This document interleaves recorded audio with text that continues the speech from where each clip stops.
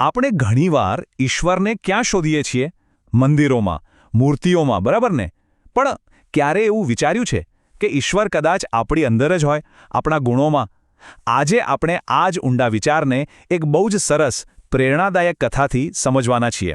અને આ કથાનું શીર્ષક જ બધું કહી દે છે: સદ્ગુણોનો સમુચ્ચય જ ઈશ્વર છે. પણ એ કથા પર જઈએ એ પહેલાં ચાલો એક સવાલ પર થોડું વિચારીએ. આ જે ભક્તિ છે એનો અનુભવ કેવો હોય છે? શું ભક્તિ એટલે ખાલી પૂજાપાઠ કે અમુક વિધિઓ કરી લેવી? કે પછી એનાથી પણ કંઈક વધારે, કંઈક ઊંડું છે? આ સવાલનો જવાબ એ આપણને એક સંતની અદ્ભુત યાત્રામાં મળવાનો છે. એક એવી યાત્રા જે આપણને ભક્તિનું સાચું સ્વરૂપ બતાવશે.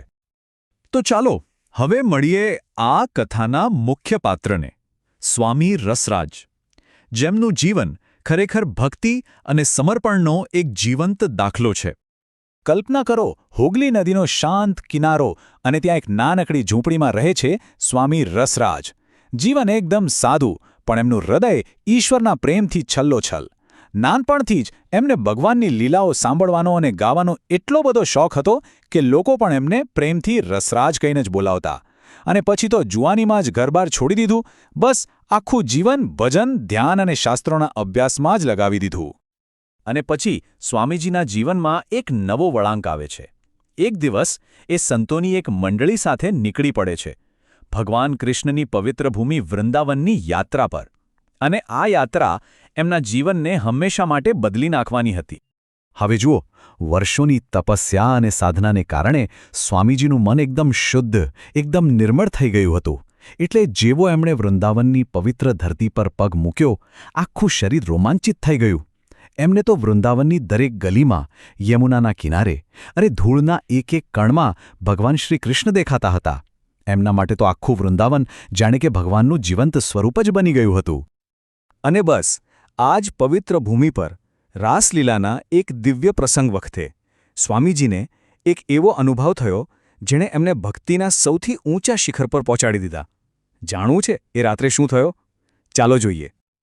તો થયું એવું કે વૃંદાવનના એક મંદિરમાં રાસલીલા ચાલી રહી હતી.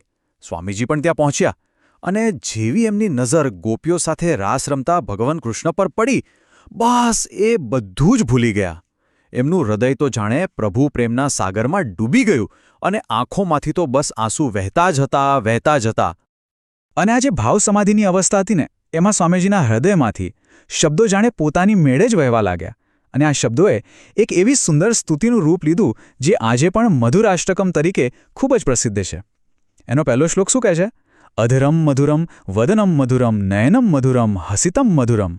એટલે કે હે મધુરતાના સ્વામી, તમારા હોઠ મધુર છે, તમારું મુખ મધુર છે, તમારી આંખા મધુર છે, તમારું હાસ્ય પણ મધુર છે.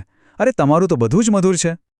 જેમ જેમ આ સ્તુતિ આગળ વધી, સ્વામીજી ભગવાનની એ મધુરતામાં વધુને વધુ ઊંડા ઉતરતા ગયા. એ ગાવા લાગ્યા: વેણુર મધુરો રેણુર મધુરા પાણેર મધુરા પાદૌ મધુરૌ. એટલે કે તમારી વાંસળી મધુર છે, તમારા ચરણની ધૂળ પણ મધુર છે, તમારા હાથ મધુર છે, તમારા પગ પણ મધુર છે. હે મધુરતાના અધિપતિ, તમારું તો બધું જ મધુર છે.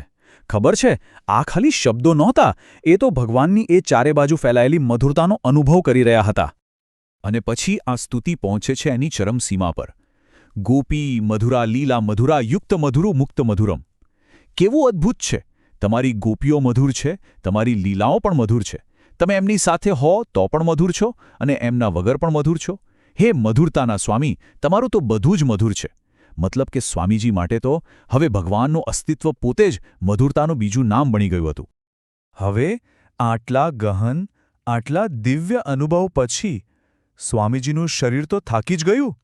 એ ગાઢ ઊંઘમાં સરી પડ્યા. પણ એ કોઈ સામાન્ય ઊંઘ નહોતી.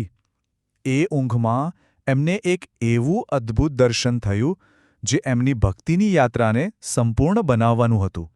એમની ઊંઘ જાણે કે એક પ્રકારની યોગ નિદ્રા જ હતી. અને એમાં એમણે શું જોયું? એમણે જોયું કે શરદ પૂનમની ચાંદની રાત છે, યમુનાનો કિનારો છે અને ભગવાન શ્રીકૃષ્ણ પોતાની મધુર વાંસળી વગાડીને ગોપીઓને બોલાવી રહ્યા છે. આખું વાતાવરણ એટલું દિવ્ય હતું, એટલું શાંત કે જાણે સમય ત્યાં જ થંભી ગયો હોય. પણ એક મિનિટ, આ જે રાસલીલા હતી ને, એ ખાલી એક ડાન્સ નહોતો, એની પાછળ એક બહુ જ ઊંડું આધ્યાત્મિક સત્ય છુપાયેલું છે. અહીંયા જે ગોપીઓ છે એ કોણ છે? એ છે દરેક જીવનો આત્મા, અને શ્રીકૃષ્ણ એ છે પરમાત્મા. એટલે આ જે દિવ્ય નૃત્ય છે એ ખરેખર તો આત્મા અને પરમાત્માના એ શાશ્વત મિલનનું પ્રતીક છે. કેટલી સુંદર વાત છે. અને એ દિવ્ય દર્શનમાં તો ચમત્કાર થયો. સ્વામીજીએ જોયું કે જેટલી ગોપીઓ હતી એટલા જ કૃષ્ણના રૂપ પ્રગટ થઈ ગયા. દરેક ગોપીને એવું જ લાગતું હતું કે કૃષ્ણ ફક્ત અને ફક્ત એમની સાથે જ રાસ રમી રહ્યા છે. અને ત્યારે સ્વામી રસરાજને પણ અનુભવ થયો કે એમણે પોતે એક સૂક્ષ્મ ગોપી શરીર ધારણ કર્યું છે અને એ પણ આ રાસમાં જોડાઈ ગયા છે. એમનો આત્મા ભગવાનના એ સુંદર રૂપને જોઈને પરમ આનંદમાં ડૂબી ગયો હતો. જ્યારે સ્વામીજીની આંખ ખુલી ત્યારે સવાર થઈ ગઈ હતી. પણ એમના માટે આ કોઈ સામાન્ય સવાર નહોતી. આ તો જ્ઞાનનો એક નવો સૂરજ ઉગ્યો હતો. એ દિવ્ય અનુભવે એમને ભક્તિનો સાચો અર્થ સમજાવી દીધો હતો. તો ચાલો હવે સમજીએ કે એમને શું સમજાયું, એ બોધ શું હતો. સ્વામીજીને જે જ્ઞાન થયું એ આ હતું: ઈશ્વર કોઈ વ્યક્તિ કે કોઈ મૂર્તિ નથી. ઈશ્વર એટલે સદ્ગુણોનો સમુચ્ચય, એટલે કે સારા ગુણોનો સરવાળો. મધુરતા, પવિત્રતા, પ્રેમ, કરુણા, આ બધા દિવ્ય ગુણોને જ્યારે તમે ભેગા કરો ત્યારે જે બને એ જ ઈશ્વર છે. તો આનો મતલબ શું થયો?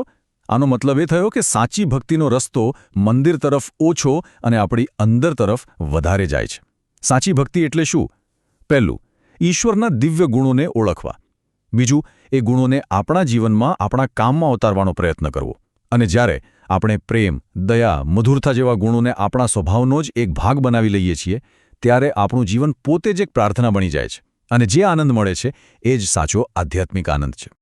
સ્વામી રસરાજની આખી યાત્રા આપણને અંતે એક બહુ જ મહત્વના સવાલ પાસે લાવીને ઊભા રાખે છે.